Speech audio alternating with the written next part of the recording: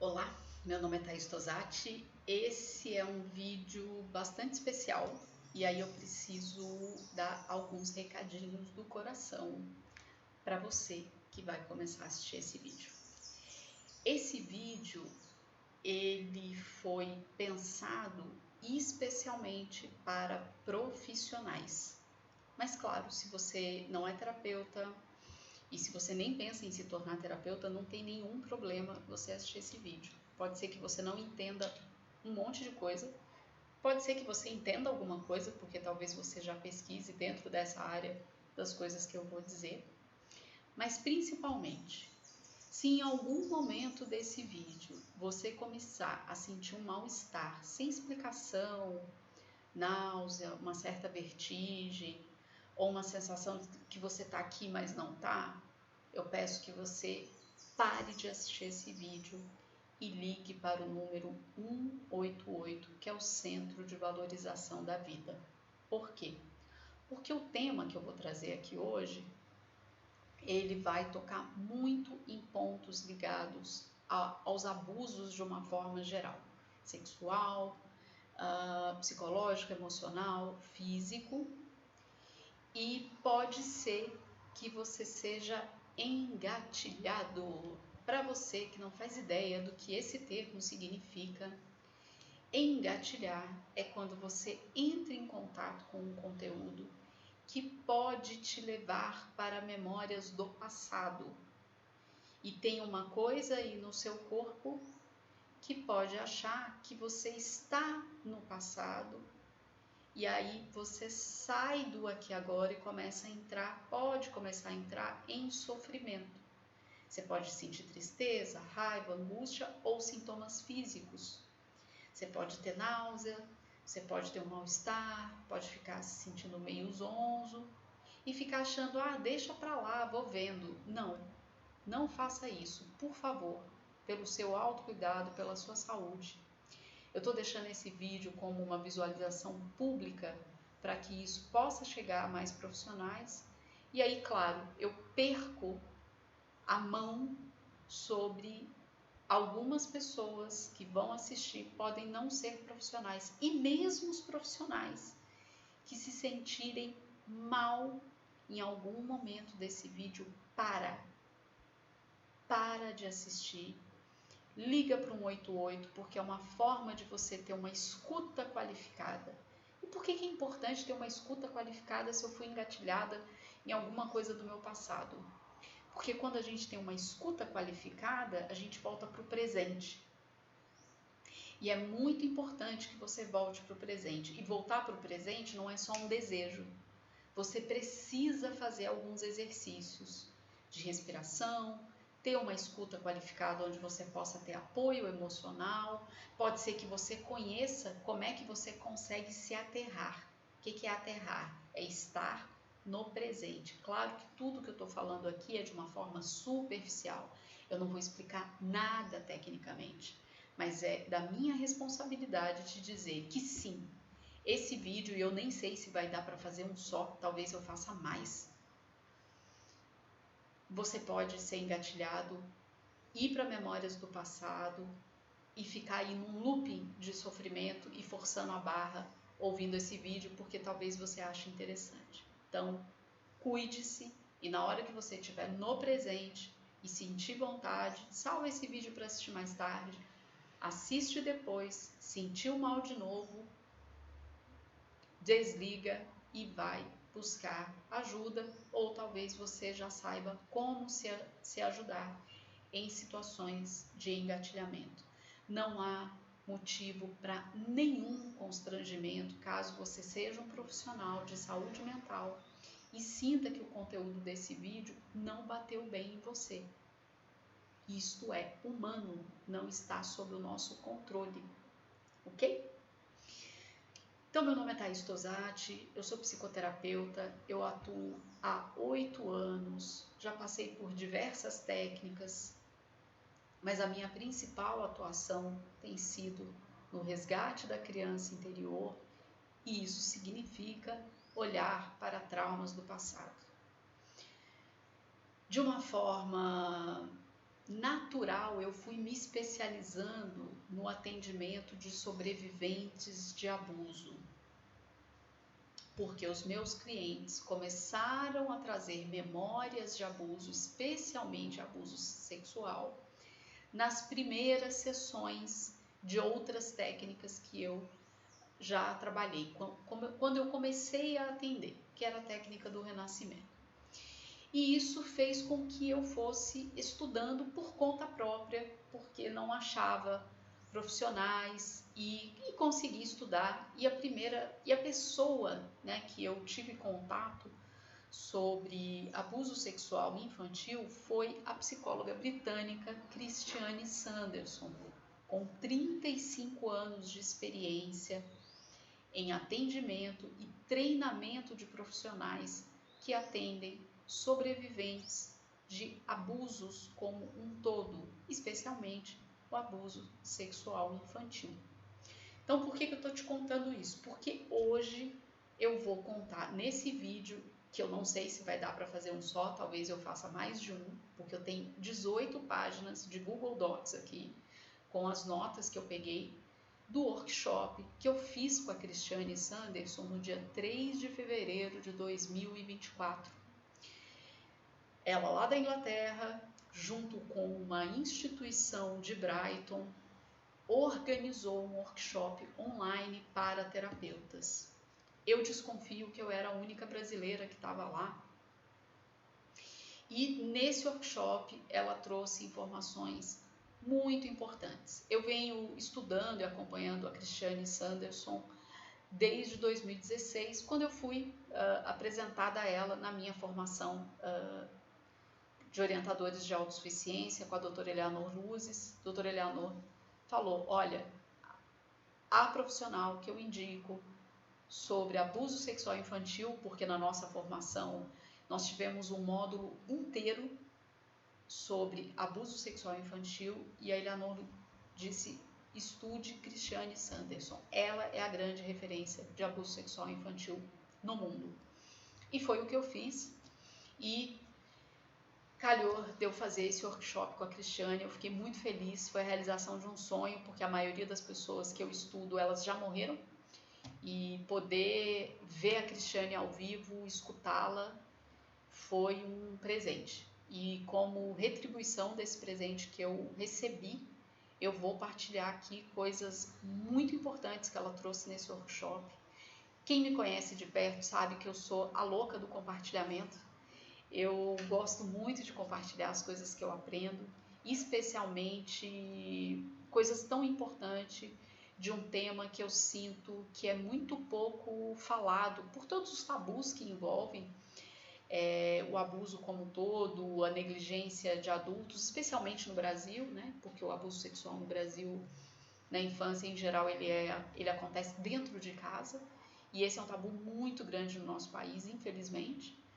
Então eu tô aqui hoje para contar o que foi que eu vi, o que eu aprendi, e vou deixar aqui no primeiro comentário os materiais de apoio, de indicação que ela deu e outras coisas que eu tô tendo contato que acho que pode te ajudar.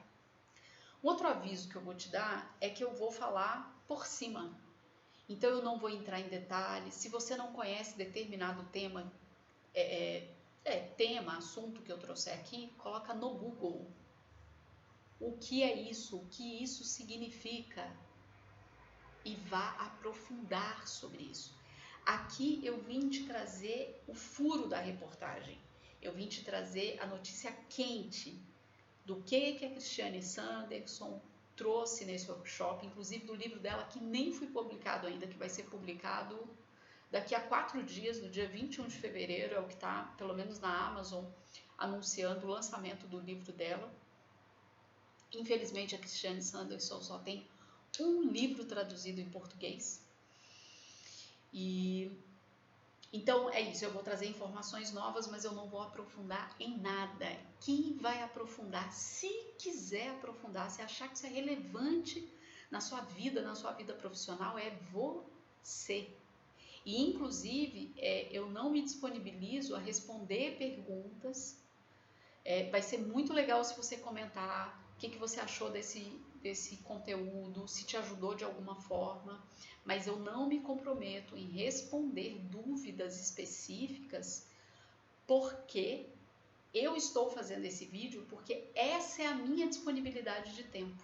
E eu estou fazendo esse vídeo especialmente para os meus colegas que a gente trabalha em parceria. Então eu poderia muito bem marcar um papo com eles e contar, olha, aconteceu isso, aconteceu aquilo, e falei, não, vou fazer um videozão, ou mais de um, que eu não sei, vou compartilhar com eles e eles podem compartilhar com outros colegas, mas neste momento da minha vida eu não tenho disponibilidade para conversar sobre detalhes. Então, cada um aqui que vá estudar, que vá pesquisar e se dedicar caso algum assunto aqui seja relevante para você, como foi para mim. Eu me senti presenteada. Eu ouvi a Cristiane Sanderson por 6 horas, eu poderia ter escutado por 60. É impressionante como ela construiu uma carreira, um jeito de olhar para a vida pessoal e profissional, que ela consegue falar de um assunto tão pesado de uma forma tão amorosa, tão leve. Cristiane Sanderson apresentou para mim uma congruência que eu já via nos livros dela que eu venho estudando e vi isso ao vivo e foi maravilhoso. Então, vamos ao vídeo. Bem, então eu vou destacar aqui uma coisa que pode ser importante. Foi as 3 primeiras perguntas, eu estou usando uma colinha, eu estou usando o meu Google Docs aqui no meu celular, então de vez em quando eu não vou olhar para a câmera, tá? Eu fiquei em dúvida sobre fazer um vídeo super organizado, onde eu preparei um material com tópicos, e isso não sei quanto tempo ia levar para ficar pronto, porque tem outras coisas na minha vida acontecendo.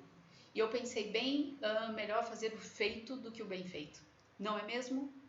E aí vai ficar uma coisa meio estranha, pode ser, mas eu espero que ainda assim isso seja contribuição para você, porque é o que eu posso oferecer e estou fazendo isso com o maior carinho, com a maior dedicação. Eu estou dando o meu melhor aqui para que esse conteúdo seja uma contribuição para você.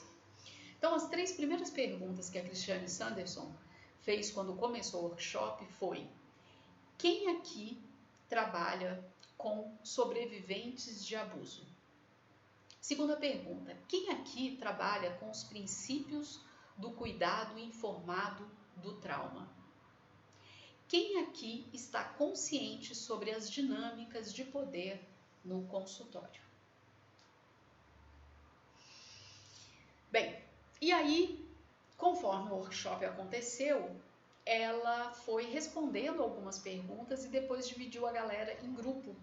E foram 6 grupos de discussão, e aí tinha um representante de cada grupo que ia trazendo as coisas que o grupo discutiu. Então, não vai ter uma organização aqui na minha fala, que eu vou falar de um assunto, depois eu vou falar de um outro que parece que não tem meio nada a ver, mas é porque isso foi como o workshop aconteceu, tá? Então, tome nota aí das coisas que fizer sentido para você.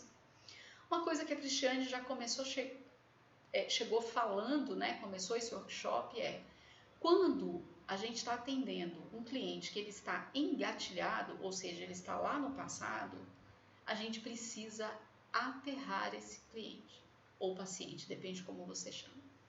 Não adianta tentar fazer uma conversa, ter uma sessão de terapia com uma pessoa que não está aqui, que só tem uma parte dela aqui. A gente precisa aterrar, estabilizar essa pessoa. Bem, o que eu falei, né, do livro dela que vai ser lançado no final desse mês, de fevereiro de 2024, é um livro que ela fala sobre o abuso sexual entre crianças, especialmente entre irmãos e primos. E a informação que ela trouxe é que no Reino Unido aumentou em 3 vezes os relatórios policiais, as denúncias de abuso sexual entre crianças. E eu vou falar um pouco mais disso ao longo desse vídeo. Mas acho importante você pegar essa informação. E eu desconfio que no Brasil o número não é diferente, tá? Quem estuda sobre abuso sexual infantil sabe do que é que eu estou falando. Abuso sexual não é pela perspectiva do adulto, é pela perspectiva da criança. Eu tenho 2 vídeos aqui no meu canal sobre abuso sexual infantil, onde eu falo detalhadamente, inclusive com base em um dos livros da Christiane Sanderson. Então, por favor, vá lá para você entender por que eu estou dizendo que possivelmente no Brasil esse número, se não for igual, é maior. Então, Christiane Sanderson falou sobre a natureza do impacto do abuso sexual. Primeiro deles, desequilíbrio de poder. Segundo, uso do controle. Terceiro, distorção da realidade. Quando você recebe um cliente, um paciente com essas características, em geral, isso é denúncia de que essa pessoa sofreu abuso sexual infantil. A Christiane também trouxe, aliás, essa reflexão que ela trouxe, isso aconteceu durante as 6 horas de workshop. O tempo todo a Christiane trouxe a importância de nós como profissionais nos atentar se estamos reproduzindo dinâmicas de poder em consultório. Óbvio, seja online, seja presencial. O quanto você está ciente, profissional, de que o jeito que você conduz o seu processo terapêutico com seu cliente, com seu paciente, está ou não repetindo dinâmicas, abuso de poder.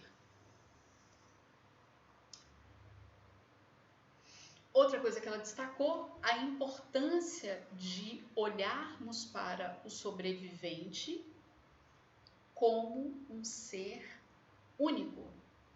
Ele pode ter passado por abusos que outros clientes, outros pacientes que você atende passou, mas cada um é um. Resumindo, isso significa que tem exercícios, atividades, falas, coisas que vai funcionar para um e que não vai funcionar para outro. Então, olhe para o seu paciente, cliente, como uma pessoa única. Conheça essa pessoa, se interessa por essa pessoa, entenda como ela funciona. Outra coisa que ela trouxe, Christiane Sanderson falou sobre a importância de termos flexibilidade e adaptabilidade. Claro, isso também conversa com o item anterior, né? Se cada pessoa é única, é importante ter adaptação, flexibilização. E evitar, para quem trabalha com diagnósticos como um todo, o cuidado para não colocar essas pessoas numa caixinha e ficar encarcerado junto com essa pessoa nessa caixinha e de fato não ajudar essa pessoa, mas reproduzir dinâmicas de poder que essa pessoa já conheceu muito bem, porque ela sofreu abuso. Então, né, a gente viu ali a natureza do abuso sexual.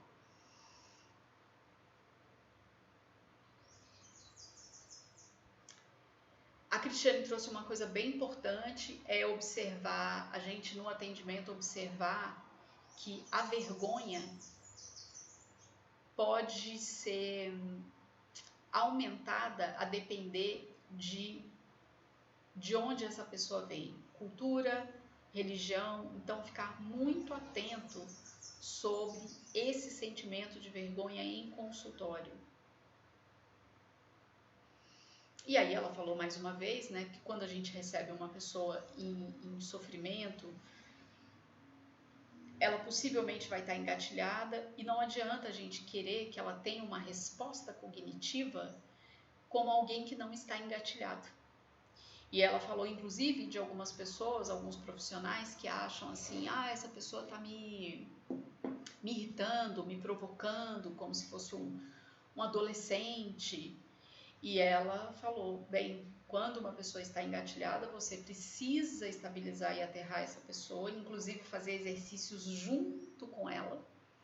Ela destacou sobre o cuidado para a gente não ficar ali no consultório como uma mãe que diz, faz isso, e não mostra como que é e nem faz junto porque se sente num lugar distante, superior. Muito cuidado sobre isso.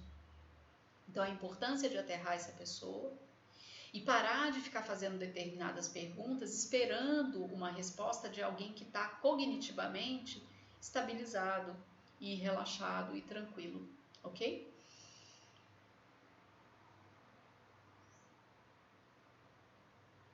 Tá, ela trouxe uma atualização bem interessante de psicoeducação, que ela trouxe que com os profissionais que ela trabalha no Reino Unido, enfim, na Grã-Bretanha, que eles não estão usando, eles estão usando a palavra agora lesão por estresse pós-traumático. Eu esqueci agora a palavra que se usa, transtorno. Ao invés de usar transtorno, eles estão usando lesão por estresse pós-traumático. E ela colocou, tá aqui a palavra. E ela ressaltou, né, que os sintomas, eles têm um propósito e uma função. Então, a gente se utiliza desses sintomas para poder ir descobrindo como é que esse sistema, como é que essa pessoa, esse sobrevivente que é único, apesar de ter vivido os abusos que outras pessoas viveram, mas como é que o sistema dele está respondendo? Que função, que propósito esses sintomas estão denunciando para a gente? Tá, e aí ela deu um exemplo bem interessante, por exemplo, sobre automutilação. No caso de automutilação ativa, a pessoa pode fazer automutilação, por exemplo, para sair de uma dissociação. Enquanto outras pode fazer usa a automutilação para dissociar. Então, olha que interessante, né? Uma pessoa pode se cortar para voltar e outra para sair do corpo, para ela, porque não está dando conta do que está acontecendo ali. Não vou entrar em detalhes sobre isso aqui, como eu disse, especialmente porque eu não sei quem vai estar assistindo isso e esse é um tema bastante sensível. Bem, ela trouxe uma informação bastante nova, especialmente para mim que estou estudando isso nesse momento, estudando sobre os transtornos de personalidade, que é uma atualização, porque no Reino Unido ela disse que os grupos, né, ligados à saúde mental estão estudando a possibilidade de remover borderline como transtorno de personalidade e colocá-lo como um ajustamento ao vínculo traumático da infância.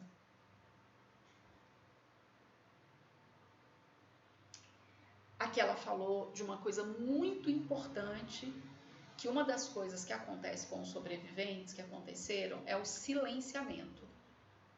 Né? Tanto é que o abuso sexual, esse relato é um relato que em geral ele está num lugar de segredo, então tem muito silenciamento e que é importante no processo terapêutico que a gente vá conduzindo esses sobreviventes para expressão, que pode ser através do grito, que pode ser através do canto. Isso é uma forma muito potente de se trabalhar isso que foi... Ontem, inclusive, eu ouvi um episódio sobre isso, sobre o silenciamento, encarcerar, o silêncio encarcerado. Vou colocar também essa referência desse podcast aqui, que foi uma sincronicidade, ouvi-lo bem ontem, antes de preparar esse vídeo, da importância de se trabalhar a fala, a expressão, que também pode ser através do canto.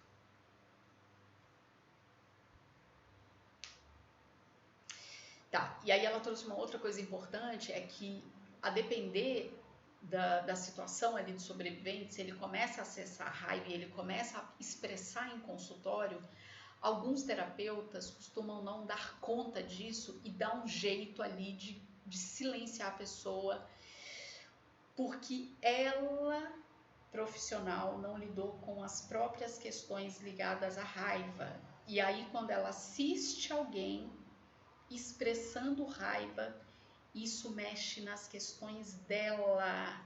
Então, muito importante, se você é profissional, não está conseguindo assistir, lidar, acompanhar o seu cliente que está em expressão de raiva, vá para a supervisão. Leve isso para a sua terapia, porque isso pode atrapalhar muito o processo da pessoa que está acessando essa camada da raiva. E é muito importante para ela expressar. E pode ser que ali seja o único ambiente onde ela consiga fazer isso.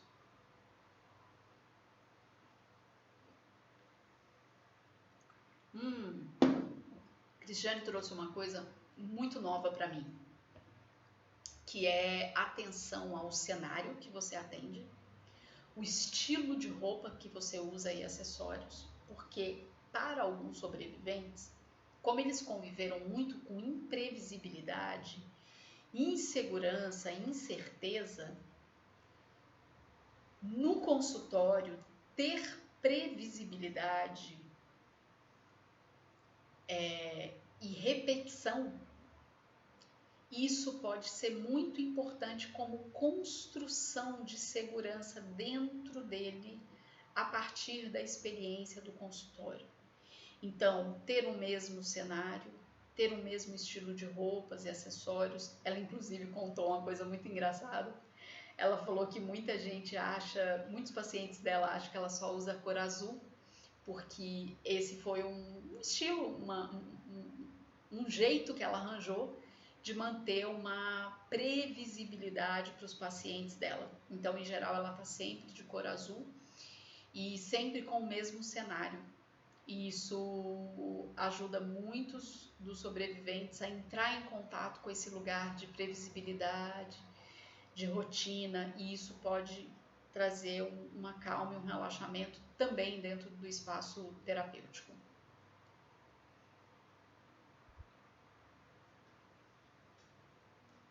Ela falou uma coisa também muito importante. Aliás, eu vou ficar repetindo isso muitas vezes. Ela falou uma coisa muito importante, que tudo que ela falou para mim foi muito importante. Que é a importância de, como profissionais, sermos muito amorosos, bondosos, claro, se isso é verdadeiro em você. Por quê? Porque, em geral, os sobreviventes conviveram com muita hostilidade, seja implícita, seja explícita.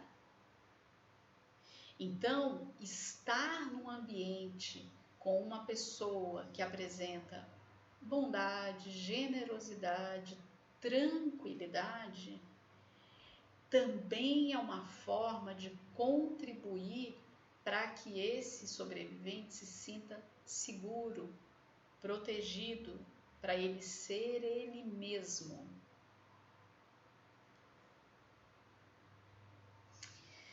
Bem, quando ela fala ali das fases do cuidado do trauma informado, ela trouxe uma fase nova, que é a fase 4 da justiça, e ela trouxe a referência de livro que fez com que essa fase fosse incluída nessa abordagem do trauma, os cuidados do trauma informado. Então, eu também vou colocar a referência aqui nos comentários. É um livro em inglês, enfim, mas pelo menos vocês têm a oportunidade de saber de onde isso veio, caso alguém se interesse. Tá, ela falou sobre, bem resumidamente, o que significa a fase 4 de justiça, que é essa fase nova do cuidado do trauma informado. A justiça por exemplo, é algo ligado à comunidade. Então, por exemplo, eu vou dar um exemplo aqui do Brasil, que é, por exemplo, Lei Maria da Penha. Por exemplo, a ação no carnaval Não é Não, são as campanhas de assédio. O que isso significa? Isso significa que algo que sempre aconteceu e que todo mundo já estava num lugar de naturalização, que é o assédio contra a mulher porque ela é mulher e não é um assédio que seria com qualquer pessoa, mas é porque ela é mulher, quando começa a ter campanhas de grande visibilidade, leis, isso pode trazer para muitos sobreviventes um senso de justiça, já que muitos dos abusos que aconteceram com sobreviventes, em geral, não há esse senso de justiça por vários motivos, e eu vou trazer um pouco disso aqui porque a Cris também traz sobre questões judiciais, qual é o ponto de vista dela no caso de denúncia de abuso. Mas então, para dar um exemplo sobre como pode ser esse senso de justiça da fase 4, a fase mais nova, trata-se de questões da comunidade, de um reconhecimento maior sobre campanhas, leis, especialmente quando a gente vê esses institutos no Brasil, como o Instituto Liberta, que faz esse trabalho super bacana sobre o combate de abuso sexual infantil. Então, isso pode chegar para alguns sobreviventes como um senso de justiça.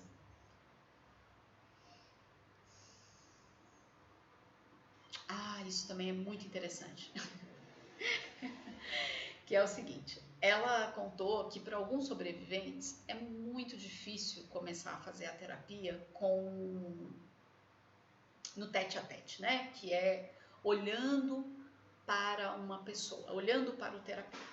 Então, ela disse que com a pandemia, isso ampliou jeitos de atender onde o cliente se sinta mais seguro. Então, por exemplo, por ligação comum. Sim, fique pasmem agora. Talvez algumas pessoas vão ficar tipo, como assim? Para alguns sobreviventes, esse pode ser um jeito que ele ou ela se sinta bastante seguro para começar a falar de coisas que ele sinta tanta vergonha, que é tão difícil para a pessoa, tá? Ela contou também que para o atendimento presencial com alguns sobreviventes, ela vai checando ali na primeira consulta qual que é a distância que o cliente se sente seguro. Alguns clientes querem mais aproximação, outros querem um distanciamento. Tem clientes que ficam mais confortáveis se você atender de lado. Ela contou de um mecanismo que ela faz, uma estratégia, que é, ao invés de olhar nos olhos do sobrevivente, é olhar nesse triângulo aqui, nariz e boca. Alguns sobreviventes se sentem muito mais à vontade fazendo isso. E ela contou que ela também atende pessoas fazendo caminhadas. E isso faz com que a pessoa não tenha que olhar olho no olho e pode se sentir mais à vontade relatando as suas questões no consultório. Pode ser através de uma caminhada. Pasme, para algumas pessoas eu sei que isso vai ser bem chocante.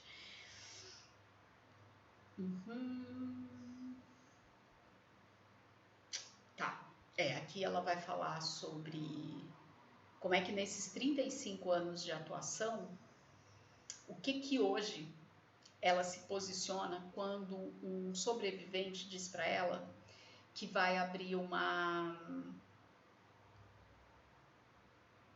ação judicial, fazer um boletim de ocorrência para denunciar um abuso. E ela diz que porque ela já passou por tudo nessa vida, nesses 35 anos, nesse quesito, e eu imagino que Inglaterra deve ser muito diferente aqui no Brasil, não sei, eu tenho a desconfiança que deve ser, como é uma sociedade mais madura, deve ser mais comum essa história de abrir processos judiciais em comparação ao Brasil, mas pelo jeito o que ela relata de resultado não é diferente, infelizmente. O que ela faz hoje quando um sobrevivente fala isso para ela, que quer abrir uma ação judicial? Ela fala, ok, mas deixa eu te dizer o que pode acontecer com você. Então ela explica as experiências que ela já teve em tribunal, falas de juízes, de promotores, de defensoria, de advogados, e como, né? Porque qual é o grande drama de não conversarmos abertamente sobre abuso sexual infantil, para além de crianças não pararem de ser abusadas? Mas é que pessoas em situação de poder decisório, em geral, desconhecem, inclusive profissionais de saúde mental. Ela trouxe alguns exemplos na fala dela. Então, por exemplo, a pessoa está ali no tribunal, e aí alguém vai dizer, por exemplo, mas quantas vezes a pessoa... Eu não vou citar a mesma coisa que ela citou, porque pode ser um gatilho muito grande. Quantas vezes a pessoa teve essa determinada ação com você durante o abuso? E quantas vezes? E onde? E fala mais. E tem essa frieza, como se você estivesse falando, eu comi arroz e feijão. E aí o que pode acontecer com esse sobrevivente?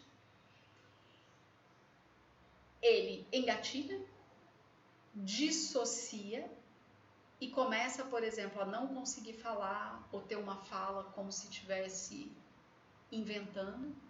E aí aqueles profissionais podem começar a utilizar isso contra a pessoa. E pasme, muitas retraumatizam. E às vezes num lugar de muito mais dor, tanto quanto foi o que aconteceu no passado. Então ela expõe isso para os sobreviventes, para eles decidirem sabendo do que pode acontecer. E ela diz que já viu coisas muito duras acontecendo em consultório sobre pessoas que estavam em outra fase ali do processo terapêutico e voltaram. Muitas casas nesse jogo, e entrou num sofrimento muito grande. Então, acho importante também trazer isso.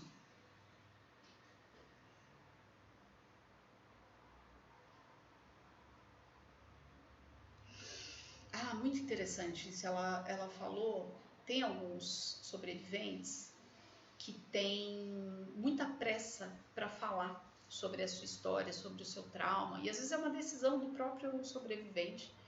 E ela pediu para a gente se atentar a isso e começar, e sim, é compreensível, porque essa pressa é como se fosse um jeito de cuspir, de vomitar, de colocar para fora um negócio que essa pessoa está guardando há tanto tempo, às vezes ela nunca falou para ninguém.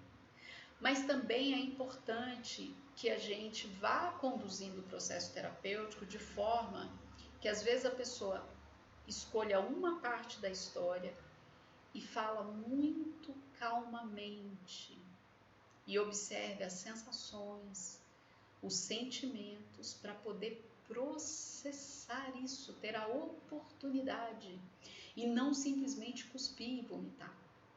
É importante sim acolher essa primeira ação, mas é importante que ao longo das sessões a gente vá mostrando para essa pessoa que falar uma pequena parte da história e trabalhar o processamento disso pode trazer muito mais benefícios para o processo de integração dela do que simplesmente contar tudo e não dar tempo de processamento. E aí, nesse momento de solicitar que a pessoa fale calmamente, também é importante que nós estejamos calmos e falando lentamente para poder funcionar como um espelho para essa pessoa.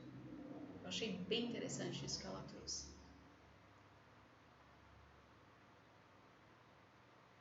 Eu já falei sobre... Eu falei sobre essa história da aproximação que ela falou no consultório presencial, mas não falei sobre o online. Que ela falou, sim, também é importante fazer alguns ajustes. Então, a gente checa com o nosso cliente, paciente, como é que está a nossa distância em relação à câmera para ele e para ela. Então, a pessoa prefere que a gente esteja mais perto da câmera ou mais distante? O que é confortável para essa pessoa? Lembrando que para quem está atendendo sobreviventes de abuso e não quer repetir dinâmicas de poder, nós trabalhamos como cooperação e não como eu, terapeuta, autoridade, digo, tem que ser assim, vai ser desse jeito, fazemos assim. Não, isso é repetição de poder.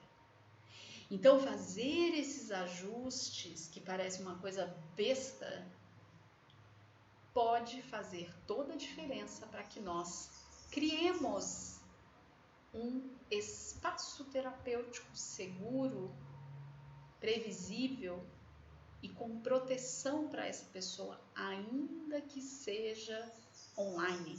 Então, faça essa checagem de distância do seu rosto, porque às vezes, e eu percebo como que às vezes na hora que eu vou atender, eu sou muito expressiva, às vezes eu chego muito perto e para a pessoa que está vendo, pode parecer um afronto. Então é importante checar essas coisas com quem você está atendendo.